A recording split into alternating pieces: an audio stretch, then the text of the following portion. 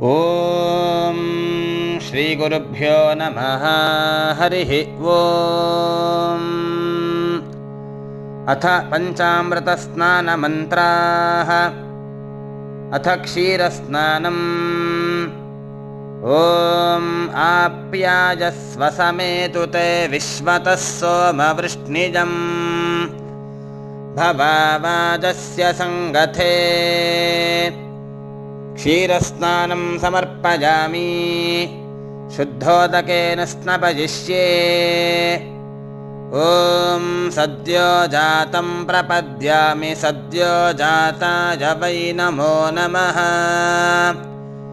ಭವೆ ಭವೆ ನಾತಿ ಭವೆ ಭವಸ್ವ ಮಾಂ ಭವೋದ್ಭವಾಯ ನಮಃ.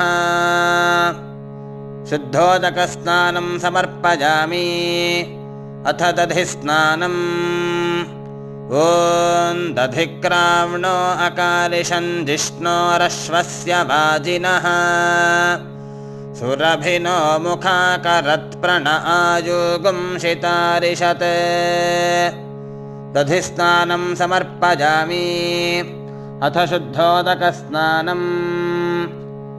ವಾಮದೇವಾಯ ನಮೋ ಜ್ಯೇಷ್ಠಾಯ ನಮಃ ಶ್ರೇಷ್ಠಾಯ ನಮೋ ರುದ್ರಾಯ ನಮಃ ಕಾಲಾಯ ನಮಃ ಕಲವಿಕರಣಾಯ ನಮೋ ಬಲವಿಕರಣಾಯ ನಮೋ ಬಲಾಯ ನಮೋ ಬಲಪ್ರಮಥನಾಯ ನಮಃ ಸರ್ವಭೂತದಮನಾಯ ನಮೋ ಮನೋನ್ಮನಾಯ ನಮಃ.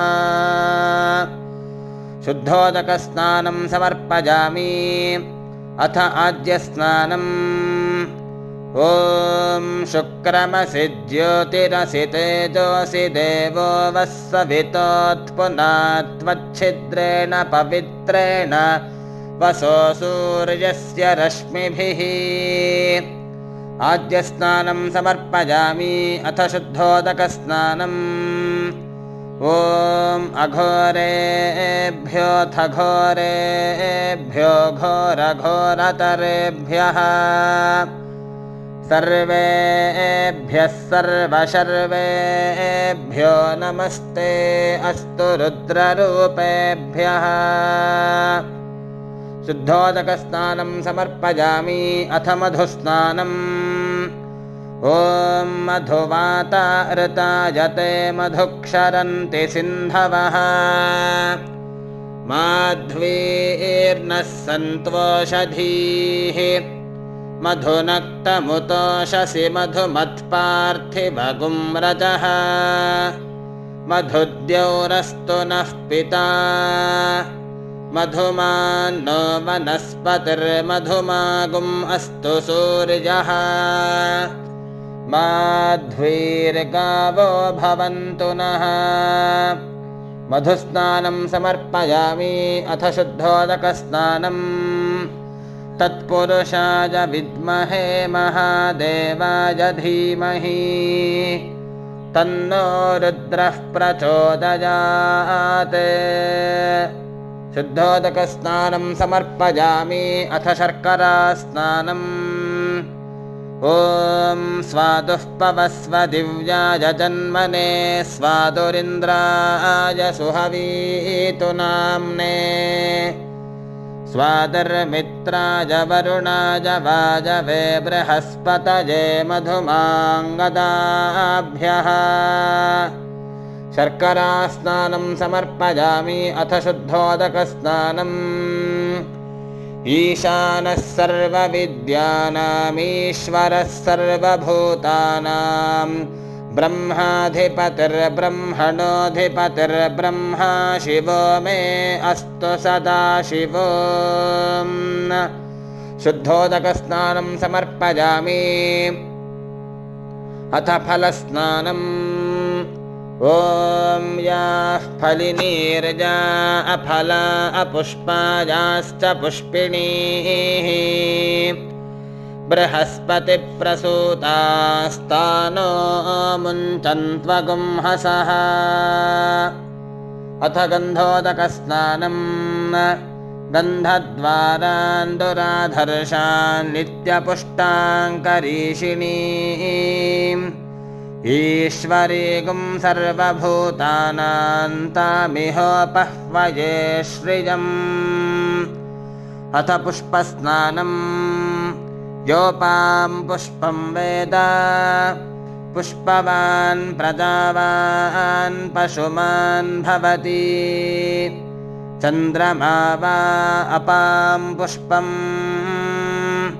पुष्पवान् प्रजावान् पशुमान् भवति अथ हिरण्योदकस्नानं तत्सुवर्णगुं हिरण्यमभवत् तत्सुवर्णस्य हिरण्यस्य जन्म य एव गुं सुवर्णस्य हिरण्यस्य जन्म वेद सुवर्ण आत्मना भवति अथ भस्मोदकस्नानम् ॐ मानस्तोकेतनये मान आजुषि मानो गोषु मानो अश्वेषु रीरिषः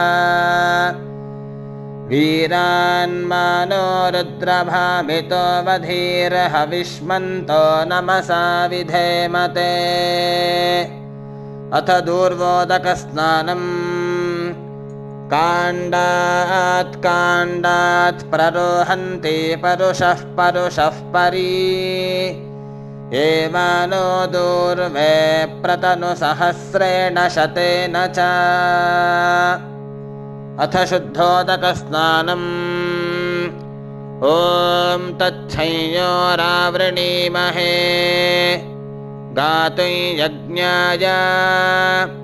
गातुं यज्ञपतये दैवी स्वस्तिरस्तु नः स्वस्तिर्मानुषेभ्यः ऊर्ध्वं जिगातु भेषजम् शन्नो अस्तु द्विपदे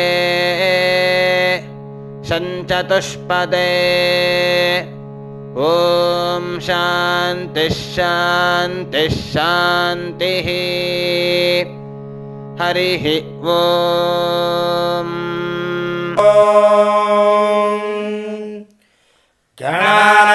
गणान्त्वा गणपतिगुं हवामहे कविं कवीनामुपमश्रवस्तमम् ज्येष्ठराजं ब्रह्मणां ब्रह्मणस्पत आनः शृण्वन्नोतिभिः सीदसादनम् गणादीन् पूर्वमुच्चार्य वर्णादींस्तदनन्तरम् अनुस्वारः परतरः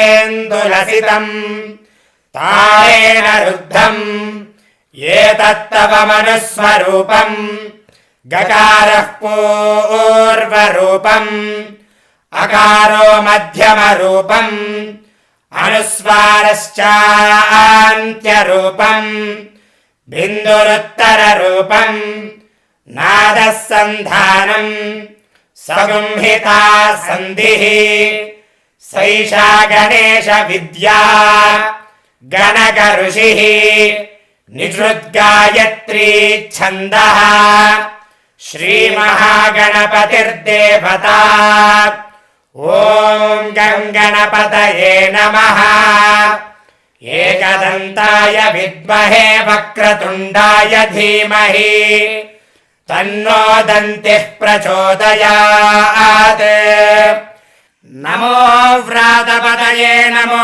गणपतये नमः प्रमथपतये नमस्ते अस्तु लम्बोदराय एकदन्ताय विघ्नविनाशिने शिवसुताय श्रीवरदमूर्तये नमो नमः वक्रतुण्डमहाकाय कोटिसूर्यसमप्रभा निर्विघ्नं कुरु मे देव सर्वकार्येषु सर्वदा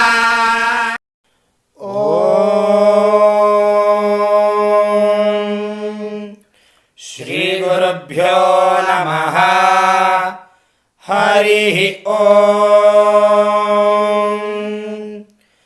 गणान्त्वा गणपतिगुं हवामहे कविं कवीनामुपमश्रवस्तमम् ज्येष्ठराजम् ब्रह्मणाम् ब्रह्मणस्पत नः शृण्वन्नोतिभिः सीदसादनम् गणादीन् पूर्व